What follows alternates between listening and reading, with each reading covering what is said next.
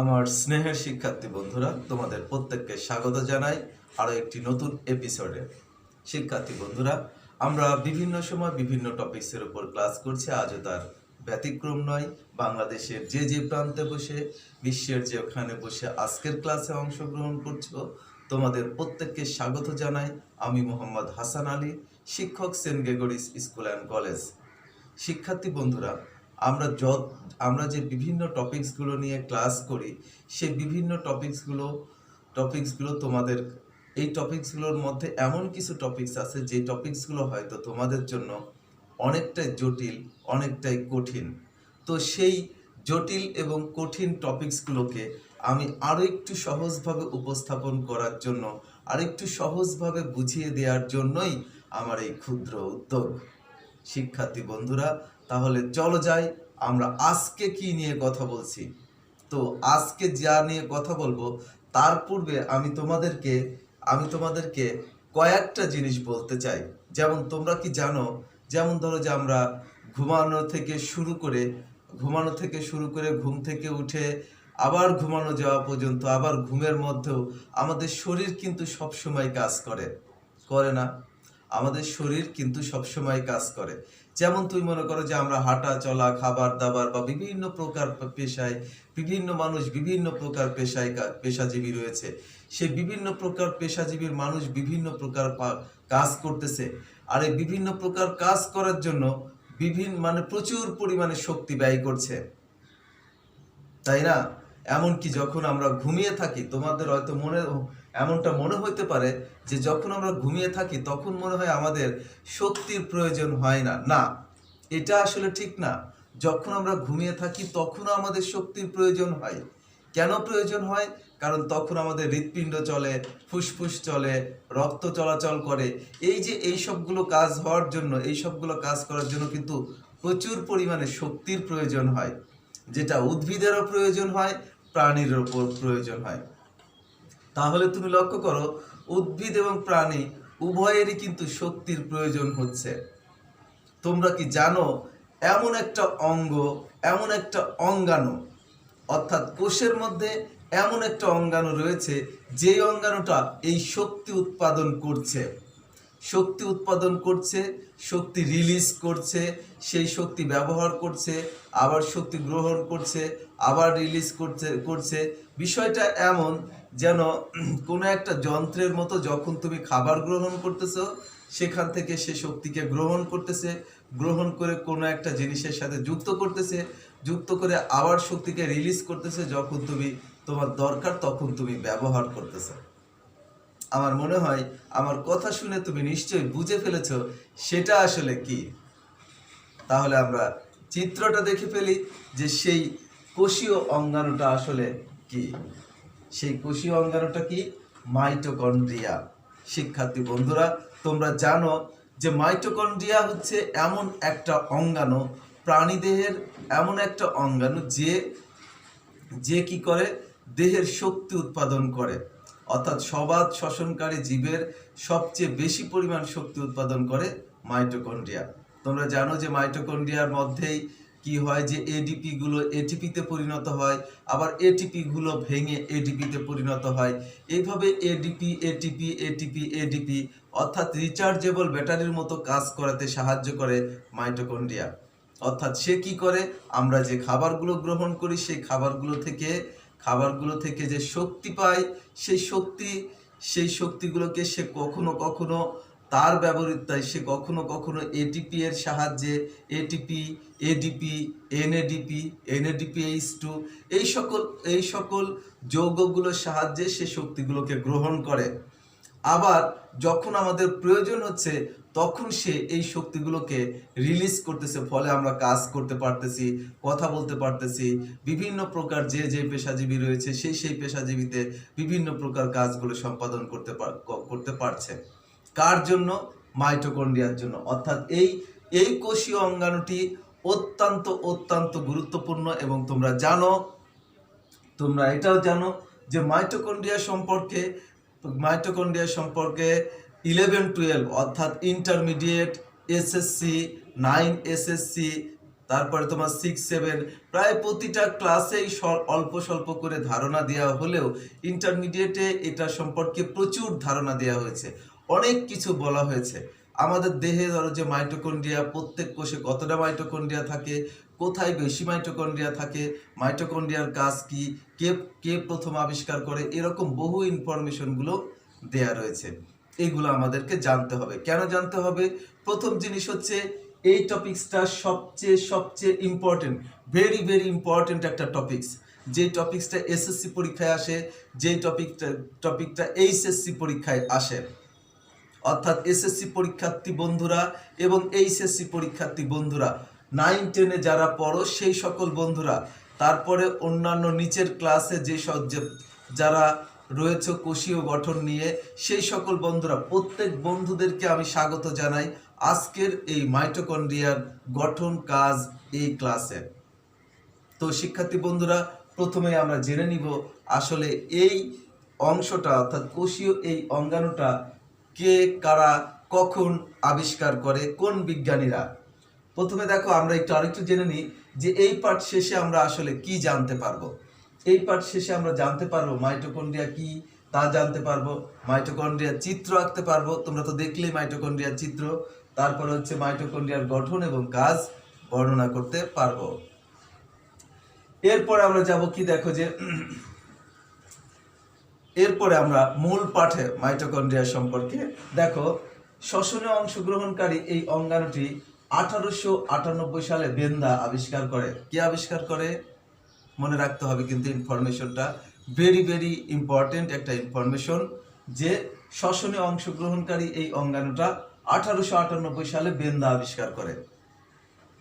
তার মানে কোষের মধ্যে সেই অঙ্গাণুটা পর্যবেক্ষণ করে।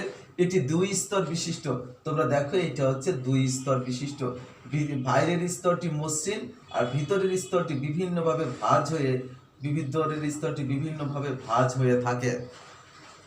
তো দেখো হচ্ছে কি যে এটি 2 স্তর বিশিষ্ট, ভিতরের স্তরটি বিভিন্নভাবে ভাঁজ হয়ে থাকে, এদেরকে ক্রিস্টি বলে। আমি তোমাদেরকে গঠনটা একটু সহজে বলি, তাহলে তোমরা বুঝতে পারবে যে মাইটোকন্ড্রিয়া হচ্ছে দ্বিস্তর বিশিষ্ট পর্দা দ্বারা আবৃত, বাইরের স্তরটি মসৃণ, ভিতরের স্তরটি বিভিন্নভাবে ভাঁজ হয়ে কতগুলো আঙ্গুলের মতো অভিক্ষেপ তৈরি করে। অভিক্ষেপগুলোকে ক্রিস্টি বলে। মনে রাখতে হবে অভিক্ষেপগুলোকে ক্রিস্টি বলে। এই ক্রিস্টির গায়ে অসংখ্য সবৃত্তক বৃত্তাকার কিছু বস্তু দেখা যায়। এই যে অসংখ্য সবৃত্তক বৃত্তাকার কিছু বস্তু দেখা যায়, এই অসংখ্য সবৃত্তক বৃত্তাকার বস্তুগুলোকে অক্সিজম বলা হয়। কি বলা হয়? অসংখ্য সবৃত্তক বৃত্তাকার যে বস্তুগুলো থাকে সেগুলোকে বলা হয়ে থাকে অক্সিজম। কি ধারণা করা হয় যে অক্সিজমের অভ্যন্তরে শ্বসনের যে গুরুত্বপূর্ণ ধাপগুলো, সেই গুরুত্বপূর্ণ ধাপগুলো সম্পূর্ণ হয়ে থাকে। এছাড়াও মাইটোকন্ড্রিয়ার অভ্যন্তরে যে অর্ধতরল জেলিন ন্যায় পদার্থ থাকে সেটাকে আমরা বলে থাকি হচ্ছে কি ম্যাট্রিক্স।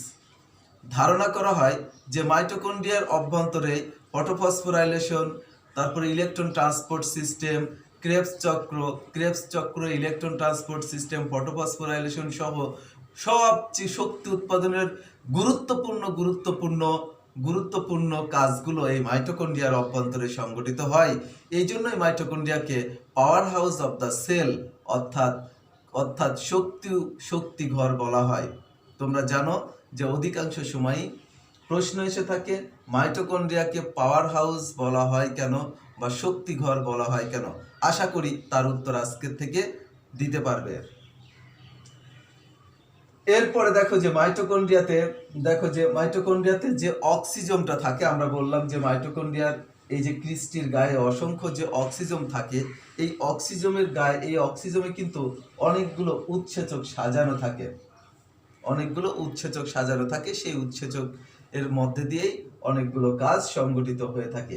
এখন দেখো মাইটোকন্ড্রিয়া সম্পর্কে আমরা আরো কিছু ইনফরমেশন শিখব। প্রথম দেখো যে প্লাজমা মেমব্রেন এবং নিউক্লিয়ার মেমব্রেন থেকে মাইটোকন্ড্রিয়ার উৎপত্তি হয়। উৎপত্তিটা কোথায় থেকে হয়? অত্যন্ত ইম্পর্টেন্ট একটা প্রশ্ন, যে উৎপত্তিটা কোথায় থেকে হয়। উৎপত্তি হয় কোথায় থেকে? প্লাজমা মেমব্রেন এবং নিউক্লিয়ার মেমব্রেন থেকে মাইটোকন্ড্রিয়ার উৎপত্তি হয়। আদিকোষ ও স্তন্যপায়ী প্রাণীর লোহিত রক্তকণিকায় মাইটোকন্ড্রিয়া থাকে না। কোথায় কোথায় মাইটোকন্ড্রিয়া থাকে না? আদিকোষ ও স্তন্যপায়ী প্রাণীর লোহিত রক্তকণিকায় মাইটোকন্ড্রিয়া থাকে না। আদিকোষ এবং স্তন্যপায়ী প্রাণীর মাইটোকন্ড্রিয়ায় লোহিত রক্তকণিকায় থাকে না। সাধারণত আদিকোষ বলতে যে সকল কোষগুলোতে আমরা বলেছিলাম যে সকল কোষগুলো হচ্ছে তোমার কি যে প্রকৃত নিউক্লিয়াস নাই এইগুলো, আর স্তন্যপায়ী প্রাণী মানে যারা স্তন পান করে, এই সকল প্রাণীর যে লোহিত রক্তকণিকা, যেমন মানুষের লোহিত রক্তকণিকার ক্ষেত্রে আমরা বলি যে মাইটোকন্ড্রিয়া থাকে না। তা সাধারণত দেখো প্রতি কোষে 200 থেকে 400টি মাইটোকন্ড্রিয়া থাকে। কত মাইটোকন্ড্রিয়া? সাধারণত প্রতি কোষে 200 থেকে 400টি মাইটোকন্ড্রিয়া থাকে। তুমি চিন্তা করো একটা কোষের জন্য কতগুলো করে মাইটোকন্ড্রিয়া থাকতে পারে। সাধারণত 200 থেকে 400টি মাইটোকন্ড্রিয়া থাকে। তবে প্রাণীর যকৃৎ, তোমরা জানো প্রাণীর যকৃৎ বলতে কোনটা বোঝায়? প্রাণীর লিভার যেটাকে আমরা বলি, আমরা যেটাকে বলি লিভার, ওইটাই তো আসলে যকৃৎ, তাই না?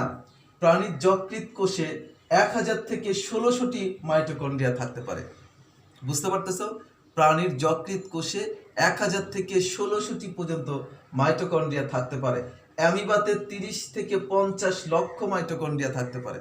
লক্ষ্য করো, অ্যামিবা ক্ষুদ্র একটা ইউক্যারিওটিক জীব, ক্ষুদ্র একটা প্রকৃত কোষী জীব, তোমরা নিশ্চয়ই শুনেছ।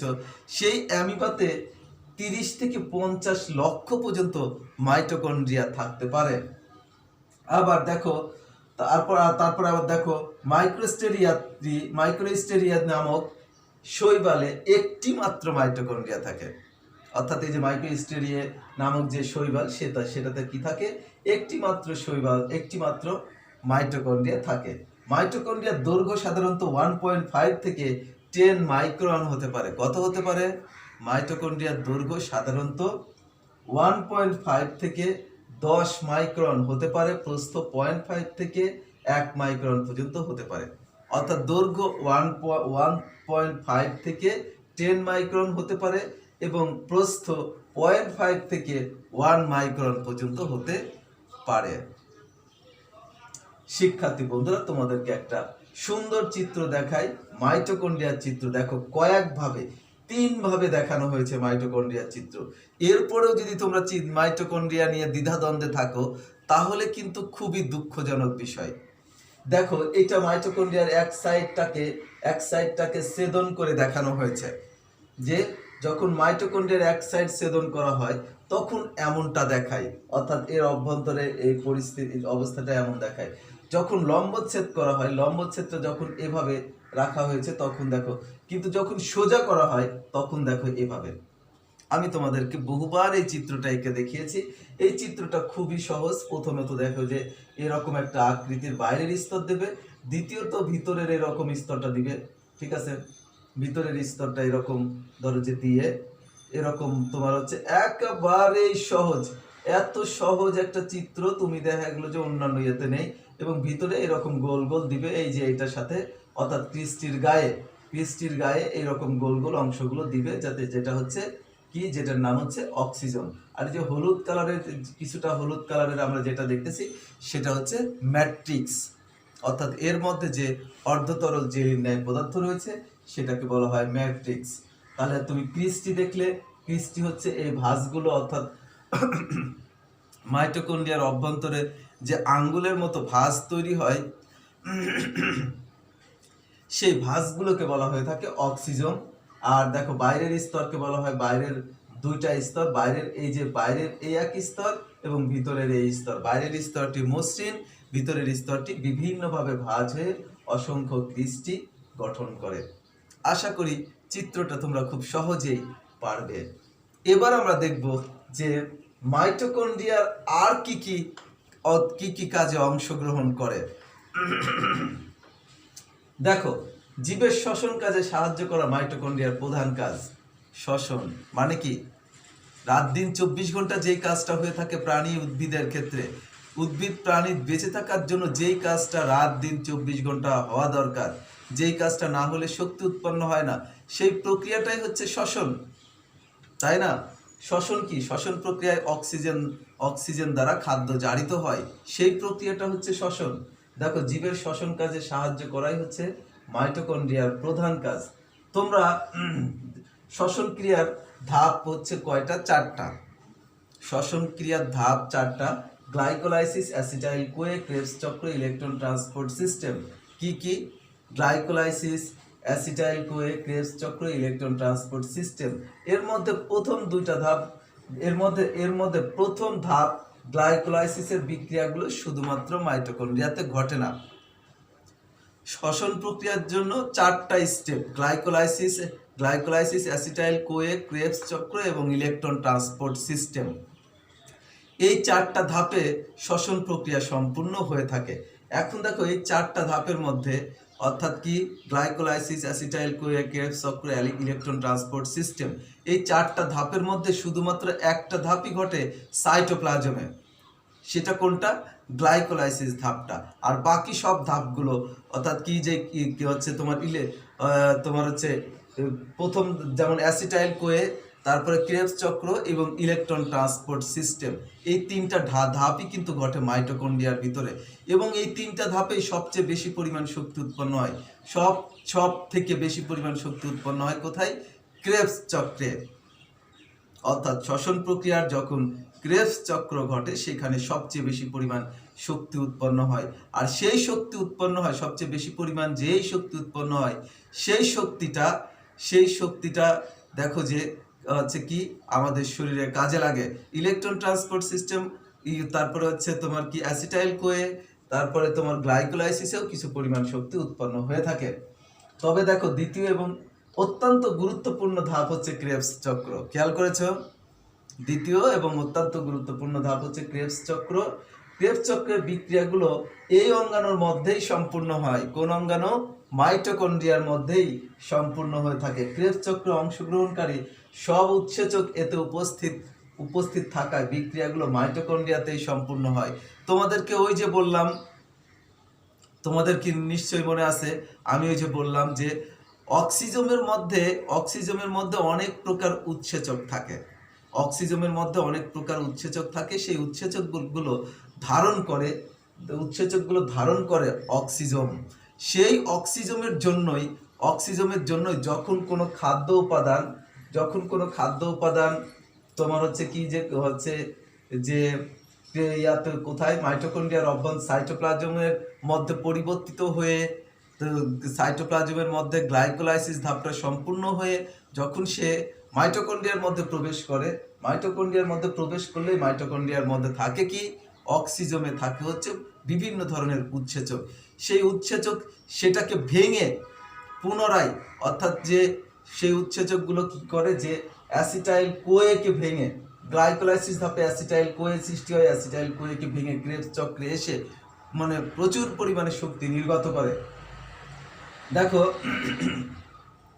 যে ক্রেবস চক্রে সবচেয়ে বেশি শক্তি উৎপাদিত হয় কোথায়? ক্রেবস চক্রে সবচেয়ে বেশি পরিমাণ শক্তি উৎপন্ন হয়। এই জন্য মাইটোকন্ড্রিয়াকে কোষের শক্তি কেন্দ্র বা পাওয়ার হাউস বলা হয়। বুঝতে পারতেছো? মাইটোকন্ড্রিয়াকে শক্তি কেন্দ্র বা পাওয়ার হাউস বলা হয়। এই শক্তি জীব তার বিভিন্ন কাজে খরচ করে। কিছু ব্যতিক্রম ছাড়া সকল উদ্ভিদ কোষ এবং প্রাণী কোষে মাইটোকন্ড্রিয়া পাওয়া যায়। শুধুমাত্র কিছু ব্যতিক্রম ছাড়া সকল প্রকার উদ্ভিদ কোষ এবং প্রাণী কোষে মাইটোকন্ড্রিয়া পাওয়া যায়। কিছু ব্যতিক্রম বলতে কি বোঝাচ্ছে? এখন তোমার মনে হইতে পারে ব্যতিক্রম আসলে কি? ব্যতিক্রম মানে কিছু অবাধ শ্বসনকারী জীব রয়েছে। অবাধ শ্বসনকারী জীব কারা? যেমন রয়েছে ব্যাকটেরিয়া, নীলাভ, সবুজ শৈবাল, এরকম কিছু অবাধ শ্বসনকারী অণুজীব রয়েছে যাদের মাইটোকন্ড্রিয়া নেই। কিন্তু তারা মাইটোকন্ড্রিয়া নেই, অর্থাৎ যে সকল জীবগুলো তোমার অক্সিজেনের অনুপস্থিতিতে শ্বসন প্রক্রিয়া ঘটায়, যাদেরকে আমরা বলে থাকি অবাধ শ্বসনকারী জীব, তারা হচ্ছে তাদের ক্ষেত্রে দেখা যায় যে মাইটোকন্ড্রিয়া থাকে না এবং তাদের শ্বসন প্রক্রিয়াকে অবাধ শ্বসন বলি। তাদের ক্ষেত্রে তাদের ক্ষেত্রে দুইটা ধাপে শ্বসন প্রক্রিয়া সম্পূর্ণ হয়। একটা হচ্ছে গ্লাইকোলাইসিস, আর একটা হচ্ছে তোমার কি যে গ্লুকোজের অসম্পূর্ণ জারণ, অর্থাৎ পাইরুভিক অ্যাসিডের অসম্পূর্ণ জারণ। এই দুইটা ধাপে সম্পূর্ণ হয়ে অল্প কিছু পরিমাণ শক্তি উৎপন্ন হয়। যেমন ইস্টের কথা তোমরা শুনেছ যে পাউরুটি ফোলানোর জন্য যে ইস্ট ব্যবহার করা হয়, সেই ইস্টে কিন্তু আসলে কি অবাধ শ্বসন হয়ে থাকে। বুঝতে পেরেছ? তার মানে সেখানে সবাত শ্বসন নয় এবং ওখানে নিশ্চয়ই মাইটোকন্ড্রিয়া থাকে না। শিক্ষার্থী বন্ধুরা, আমার মনে হয় মাইটোকন্ড্রিয়া সম্পর্কে তোমরা অনেক ইনফরমেশন পেয়েছো। আজকে যতগুলো ইনফরমেশন পেয়েছো, আমার মনে হয় এই ইনফরমেশনগুলো তোমাদেরকে অনেক কাজে আসবে। আশা করি মাইটোকন্ড্রিয়ার এই ইনফরমেশনগুলোকে কাজে লাগিয়ে তোমরা তোমাদের পরীক্ষার খাতায় লিখে ভালো ফলাফল অর্জন করতে পারবে। দেখো, আজকের পাঠে আমরা যেই প্রশ্নগুলো উত্তর করতে পারবো সেগুলো হচ্ছে মাইটোকন্ড্রিয়ার গঠন কাজ বর্ণনা করতে পারবো, শক্তি উৎপাদনকারী কোষীয় অঙ্গাণুটির গঠন ও কাজ বর্ণনা করতে পারবো। অর্থাৎ এই যে শক্তি উৎপাদনকারী যে অঙ্গাণুটি, তার গঠন কাজ বর্ণনা করতে পারবো। মাইটোকন্ড্রিয়াই হলো জীবের শক্তির প্রধান অঙ্গ। বিশ্লেষণ করো। এই বিশ্লেষণমূলক প্রশ্নটারও কিন্তু উত্তর করতে আমরা সমর্থ হব যে মাইটোকন্ড্রিয়া হলো জীবের শক্তি উৎপাদনের প্রধান অঙ্গ। এটাও কিন্তু আমরা খুব সহজেই আমরা করতে পারবো, বিশ্লেষণ করতে পারবো। শিক্ষার্থী বন্ধুরা, তাহলে দেখো, আজকে আমরা মাইটোকন্ড্রিয়া সম্পর্কে অনেক ইনফরমেশন শিখেছি।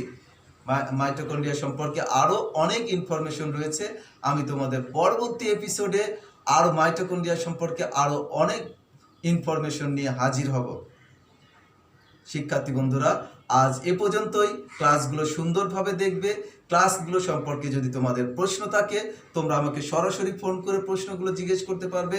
যদি সরাসরি ফোন করতে যদি না চাও, তাহলে সেক্ষেত্রে কমেন্ট বক্সে কমেন্ট করলে পারে তোমার প্রশ্নটা তুমি কমেন্ট বক্সে লিখলে আমি তোমাকে প্রশ্নের উত্তর করব, অথবা আমি তোমাকে সরাসরি ফোন দিয়ে তোমার প্রশ্নের উত্তর আমি করব। আজ তাহলে এ পর্যন্তই। সবাই ভালো থাকবে, সুস্থ থাকবে। খোদা হাফেজ।